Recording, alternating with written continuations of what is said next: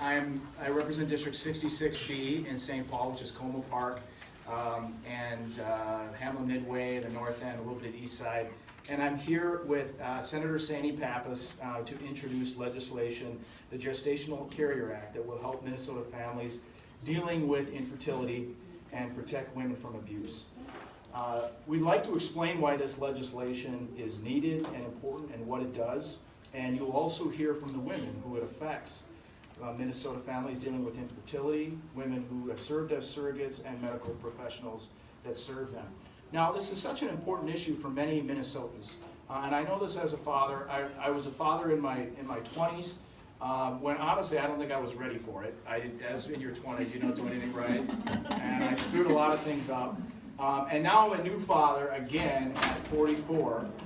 And I can tell you, I am absolutely ready to be a father now. It is really fun, and I can really sympathize with those couples and families that really want to have a child, because the joy that comes with being a parent and being able to raise a child is unparalleled. And millions of American men and women who want to have these children currently cannot. 1 in 8 couples in Minnesota have trouble conceiving or carrying a pregnancy to term. That means that thousands of constituents in every legislative district in this state will be impacted by this bill and have its benefits. Having children is a fundamental life function, and involuntary childlessness affects people not just physically but also emotionally and very much financially. Some women are unable to carry a pregnancy because of medical conditions such as heart disease, cancer, lupus, and type 1 diabetes, or they may not have a uterus, or they may suffer from recurrent miscarriages. So along with IVF and adoption, these couples may turn to gestational carrier surrogacy in order to build their family. In gestational surrogacy, the women carrying the pregnancy is not genetically linked to the offspring. The intended parents contract with the gestational carrier to carry the pregnancy. From planned conception to birth, a child born from surrogacy is the child of the intended parents and is not genetically linked to the gestational carrier. Gestational carrier surrogacy enables some infertile couples to have a baby.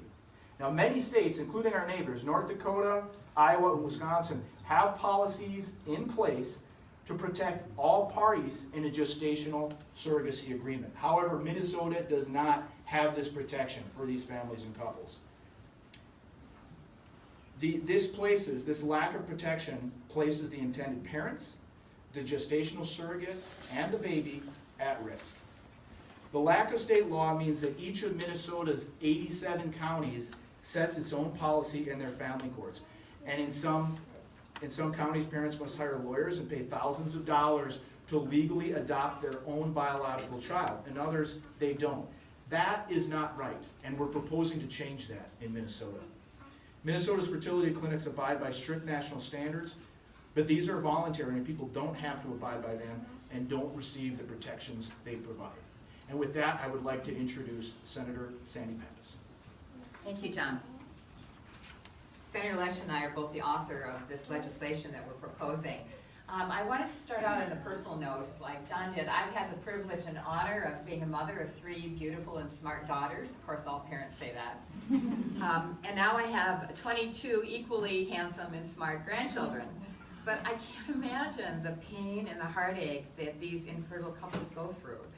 We're blessed to have these amazing, giving surrogates who make parenthood a reality for so many people. Last fall, you may have heard that the Legislative Commission on Surrogacy met and heard hours of testimony about how surrogacy is working in Minnesota. The Commission heard from Minnesota parents that had used a surrogate, from Minnesota women who had served as surrogates, from Minnesota doctors, mental health professionals, and lawyers that serve these people, and we also heard from the public. Not one Minnesota witness expressed any concern about how surrogacy is working or called for restrictions. Instead, they called for reasonable state regulations similar to what our neighbors, that 28 states, have to protect all surrogacy participants. Now, there was not total consensus of what the legislature should do to protect Minnesota families diagnosed with infertility, but there was a consensus on a number of key points, all of which are included in the Gestational Carrier Act. These points are mental health, physical exams for gestational carrier candidates to ensure that all candidates are physically and mentally capable of performing the duties of a surrogate, mental health exams for intended parents, independent legal representation for gestational carriers and intended parents to ensure that everyone's aware of their rights and responsibilities, no one's being taken advantage of, and clarifying Minnesota's parentage law so that intended parents don't have to incur the expense of adopting their own child, which occurs in many Minnesota counties because there's the lack of a clear legal standard. The legislation ensures that gestational surrogacy is conducted in a manner that protects all participants. Now, we're not aware of anyone that opposes these baseline standards. While we didn't hear in the commission any examples of surrogacy arrangements in Minnesota that turned out poorly, there is that possibility without these minimal protections. This legislation puts an end to the current ambiguity in Minnesota law about surrogacy. It protects parents from having to incur the expense of adopting their own child.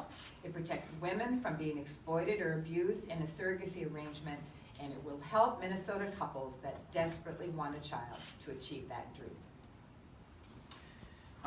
Before we go to some of the folks that you're undoubtedly here to hear from, I'd like to note the Minnesota Medical Association, the Minnesota section of the American Congress of Obstetricians and Gynecologists, and the American Society for Reproductive Medicine all support gestational surrogacy as a safe family building option. And now we will hear from Tracy Thomas, a Minnesotan that used a gestational surrogate to bring a baby into her family.